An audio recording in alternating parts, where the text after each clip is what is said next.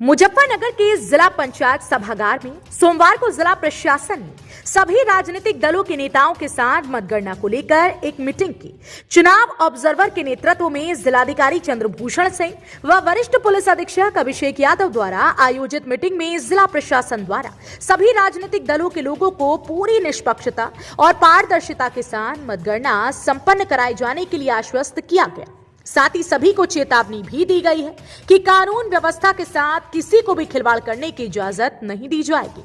मतगणना चुनाव आयोग के दिशा निर्देशों के अनुसार ही कराई जाएगी। यदि किसी भी दल के प्रत्याशी या किसी को भी कोई शिकायत हो तो हम लोग मौके पर रहेंगे। हमसे शिकायत करें, उसका निस्तारण तुरंत होगा, लेकिन किसी भी व्यक्ति, पार्टी के नेताओं या किसी भी दल के लोगों को भीड़ एकत्रित करने नहीं दी जाएगी। जिलाधिकारी चंद्रभूषण सिंह ने कहा कि 10 तारीख को प्रातः 8 बजे मतगणना आरंभ होगी।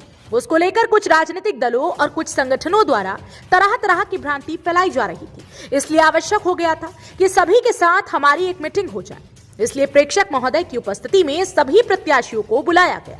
मतगणना के लिए आयोग के सभी दिशा निर्देश उनको बताए गए हैं। प्रशासन पूरी तरह से निष्पक्ष और पारदर्शिता के साथ मतगणना कराने के लिए प्रतिबद्ध है। कोई व्यक्ति अगर भ्रम फैलाने का प्रयास करेगा या कानून व्यवस्था बिगाड़ने की कोशिश करेगा, उसके साथ सख्ती से निपटा जाएगा। चुनाव पूरी तरह से पारदर्शिता के साथ हुआ है।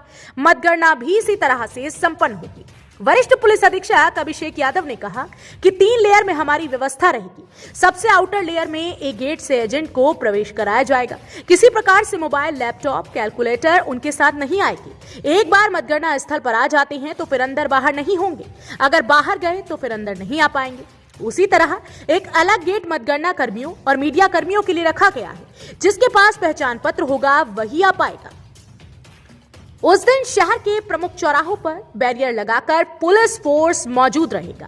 लगातार चेकिंग चलती रहेगी। अगले 3 दिनों में सभी होटल, ढाबे, बैंकेट हॉल पर चेकिंग चलाई जाएगी। सभी को बता दिया गया है, हम सभी वहां पर मौजूद रहेंगे। किसी को कोई शंका है तो हमें बताएं, लेकिन अगर किसी ने कानून व्यवस्था को गड़बड़ाने का या भीड़ इकट्ठा करने का प्रयास किया तो सख्त कार्रवाई की जाएगी। सभी को स्पष्ट रूप से बता दिया गया है। जनपद में धारा 144 लगी हुई है। पैरा मिलिट्री फोर्स भी हमें प्राप्त हो रहा है। अगले 3 दिन हम यही सुनिश्चित करेंगे। मीटिंग में दोनों प्रेक्षक जिलाधिकारी चंद्रभूषण सिंह, एसएसपी अभिषेक यादव, मुख्य विकास अधिकारी आलोक कुमार यादव, एडीएम प्रशासन Narendra Bahadur Singh, ADM finance Ajay Tiwari, SP city Arpit Vijay Vargiya, SP crime Prashant Kumar और सभी राजनीतिक दलों के प्रत्याशी एवं अन्य नेतागण मौजूद रहे। मुजफ्फरनगर से इंडिया प्लस न्यूज के लिए संवाददाता तनवीर मलिक की रिपोर्ट। तरह की व्यवस्था की गई है, किस प्रकार की व्यवस्था है? देखिए 10 तारीख में जो मतगणना होनी है उत्तर प्रदेश विधानसभा 2022 के चुनाव की, उसको लेकर जनपद मुजफ्फरनगर में त्रिस्तरीय व्यवस्था की गई है। मतगणना केंद्र की मैं आपको बात बता रहा हूँ, जिसमें इनर आउटर कॉर्डन है और उसके अलावा एक आइसोलेशन कॉर्डन है जिसको पैरामिलिट्री फोर्स जो है वो मैन कर रही है। इसके अलावा चुनाव मतगणना के दिवस पे ये 3 लेयर में हमारी व्यवस्था रहेगी, जिसमें सबसे आउटर लेयर में जो भी गेट्स हैं, एक गेट बनाया गया है जो कि एजेंट्स के लिए बनाया गया है, जहाँ से एजेंट्स को प्रवेश कराया जाएगा। उसमें भी हमने आज मीटिंग में ये स्पष्ट बता दिया है कि एजेंट स्वयं आ सकते हैं, उनके साथ कोई अन्य व्यक्ति नहीं आएगा। कोई mobile phone, calculator, iPad, electronic item, bidi, माचिस, सिगरेट, इस तरह की लाइटर, इस तरह की कोई भी चीज़ उनके साथ नहीं आएगी। और एक बार वो मतगणना स्थल पर आ जाते हैं तो वो अंदर बाहर नहीं हो सकते हैं। बाहर जाएंगे तो दोबारा अंदर नहीं आ पाएंगे। उसी तरह एक अलग गेट मतगणना कर्मियों के लिए और मीडिया कर्मियों के लिए रखा गया है, जिसमें जिसके पास भी पहचान पत्र होगा वही आ पाएगा। इसके अलावा उस दिन जनपद में भी जो विभिन्न प्रमुख चौराहे हैं, कम से कम 15-20 प्रमुख चौराहे छाटे गए हैं, जहां पे सभी जगहों पे बैरियर लगा के पुलिस फोर्स मौजूद रहेगा, लगातार चेकिंग करता रहेगा। जितने भी अगले 3 दिनों में जितने भी होटल हैं, जितने भी ढाबे हैं, बैंक्वेट हॉल हैं, सभी को हमारे द्वारा चेक कराया जाएगा, ताकि बाहर से कहीं कोई व्यक्ति आके उसमें पिछले दिनों में न रहने लग गया हो। सभी लोगों को स्पष्ट रूप से 2 चीज़ें बता दी गई हैं कि चुनाव उस दिन सभी वरिष्ठ अधिकारी इंक्लूडिंग डीएम, एसएसपी, ऑब्जर्वर्स वहां मौजूद रहेंगे। इसलिए किसी भी प्रकार की अगर किसी को कोई शंका है तो हम सभी लोग वहां मौजूद रहेंगे, हमसे वो बात कर सकते हैं। लेकिन अगर किसी भी के द्वारा कानून व्यवस्था को गड़बड़ करने का या भीड़ इकट्ठी करने का प्रयास किया गया तो उसके विरुद्ध बहुत कठोर कार्रवाई की जाएगी। हमने भीड़ इकट्ठा करने की अपील की जा रही है, तो बहुत स्पष्ट रूप से हमने आज सभी को बता दिया है कि धारा 144 भी लगी हुई है। जनपद में पुलिस फोर्स को इस चीज़ के लिए अलर्ट कर दिया गया है। पैरामिलिट्री फोर्स भी हमें बाहर से प्राप्त हो रहा है।